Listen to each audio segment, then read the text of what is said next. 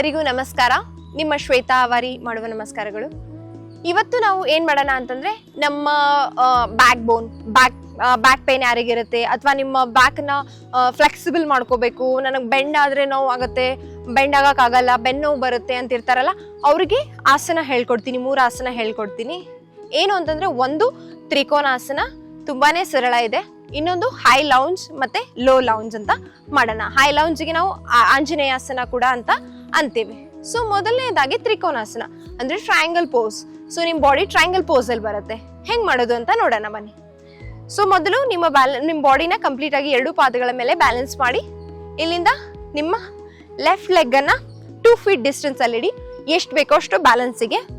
ಅದೇ ಥರ ರೈಟ್ ಸೈಡನ್ನು ನೋಡಿ, ನಾನು ರೈಟ್ ಟೋನ ಮೂವ್ ಮಾಡ್ತಾ ಇದ್ದೀನಿ, ನಂಗೆ ಡಿಸ್ಟೆನ್ಸ್ ಜಾಸ್ತಿ ಬೇಕು ಬ್ಯಾಲೆನ್ಸ್ ಮಾಡೋದಕ್ಕೆ. ಸೊ ಇಲ್ಲಿಂದ ನಾನು ಏನು ಮಾಡ್ತೀನಿ, ನಾನು ಲೆಫ್ಟ್ ಟೋನ ಸ್ಲ್ಯಾಂಟ್ ಆಗಿ ಮೂವ್ ಮಾಡ್ತೀನಿ. ನಿಮ್ಮ ಬಲಗೈಯನ್ನು ನಿಮ್ಮ ಬಲಗಾಲ ಹತ್ರ ಇಟ್ಕೊಳ್ಳಿ. ನಿಮಗಿಲ್ಲಿ ಟಚ್ ಆಗಲ್ಲ ಅಂತಂದ್ರೆ ನೀವು ಆಂಕಲ್ ಹತ್ರನೇ ಹೋಲ್ಡ್ ಮಾಡ್ಬೋದು. ನಿಮ್ಮ ಎಡಗೈಯನ್ನು ಸ್ಟ್ರೈಟ್ ಆಗಿ ಲಿಫ್ಟ್ ಮಾಡಿಬಿಟ್ಟು ಎಷ್ಟಾಗುತ್ತೋ ಅಷ್ಟು ಬೆಂಡ್ ಆಗಿ ಬ್ಯಾಲೆನ್ಸ್ ಮಾಡೋಕ್ಕೆ. ಮುಂದೆ ಬೆಂಡ್ ಆಗಬೇಡಿ, ಆಮೇಲೆ ಈ ಮಂಡೆನ ಬೆಂಡ್ ಮಾಡಬೇಡಿ, ಸ್ಟ್ರೈಟ್ ಆಗಿರ್ಬೇಕು. ಮೇಲ್ ನೋಡಿ.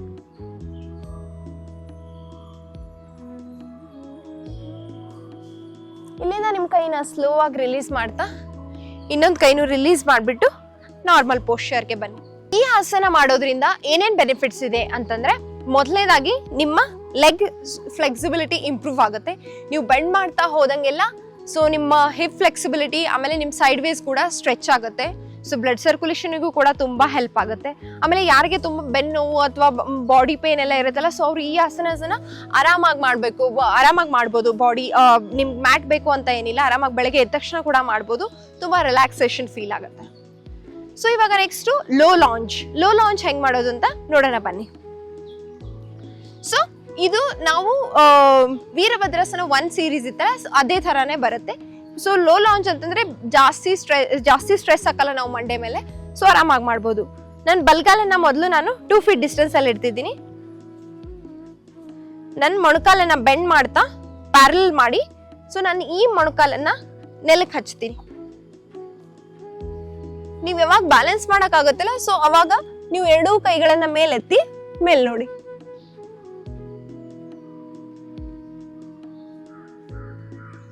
ಇದು ಕಂಪ್ಲೀಟ್ ಪೋಶ್ಚರ್. ರಿಲ್ಯಾಕ್ಸ್ ಮಾಡಿಬಿಟ್ಟು ಕಾಲುಗಳನ್ನು ಮೇಲೆ ತಗೊಂಡು ಬನ್ನಿ.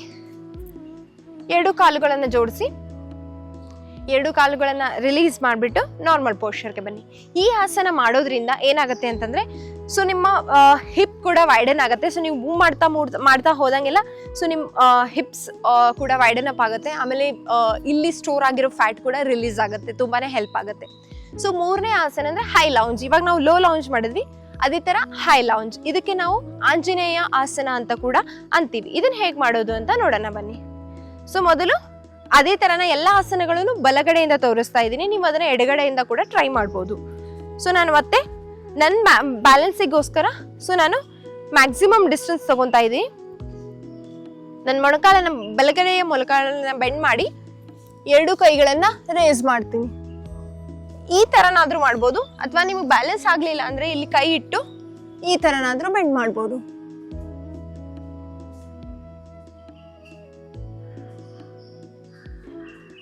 ರಿಲೀಸ್ ಆಗಿ ಕೈಗಳನ್ನು ರಿಲೀಸ್ ಮಾಡಿ 2 ಪಾದಗಳನ್ನು ಜೋಡಿಸಿ. ಸೊ ಈ 3 ಆಸನಗಳನ್ನು ಮಾಡೋದ್ರಿಂದ ಮೊದಲನೇದಾಗಿ ನಿಮ್ಮ ಬ್ಲಡ್ ಸರ್ಕ್ಯುಲೇಷನ್ಗೆ ಹೆಲ್ಪ್ ಆಗುತ್ತೆ. ಡೈಜೆಷನ್ ಯಾರಿಗೆ ಪ್ರಾಬ್ಲಮ್ ಇರುತ್ತೆ ಅವ್ರಿಗೂ ಹೆಲ್ಪ್ ಆಗುತ್ತೆ. ಫ್ಲೆಕ್ಸಿಬಿಲಿಟಿಗಂತೂ ತುಂಬಾ ಹೆಲ್ಪ್ ಆಗುತ್ತೆ. ನೀವು ಬೆಂಡ್ ಮಾಡ್ತಾ ಹೋದಂಗೆಲ್ಲ ಸೊ ಬಾಡಿ ಪೋಶ್ಚರ್ ಕಂಪ್ಲೀಟ್ ಆಗಿ ಬರುತ್ತೆ. ಸೊ ಆಮೇಲೆ ಆಂಗ್ಸೈಟಿ, ಸ್ಟ್ರೆಸ್ಸು, ವರಿ, ಪ್ರೆಷರ್ ಇದವರೆಲ್ಲ ನೀವು ಆರಾಮಾಗಿ ಟ್ರೈ ಮಾಡಿದ್ರೆ, ಬೆಳಿಗ್ಗೆ ನೇಚರಲ್ಲಿ ಬಂದುಬಿಟ್ಟು 1 ಅವರ್ ಯೋಗ ಮ್ಯಾಟ್ ಹಾಕೊಂಡು ಟ್ರೈ ಮಾಡಿದ್ರೆ ಕಂಪ್ಲೀಟಾಗಿ ರಿಲ್ಯಾಕ್ಸ್ ಆಗುತ್ತೆ. ಸೊ ಈ ಆಸನಗಳನ್ನು ನೀವು 10 to 15 ಟೈಮ್ಸ್ ಟ್ರೈ ಮಾಡಿಬಿಟ್ಟು ಹೆಂಗೆ ಅನಿಸ್ತು ಅಂತ ಹೇಳಿ.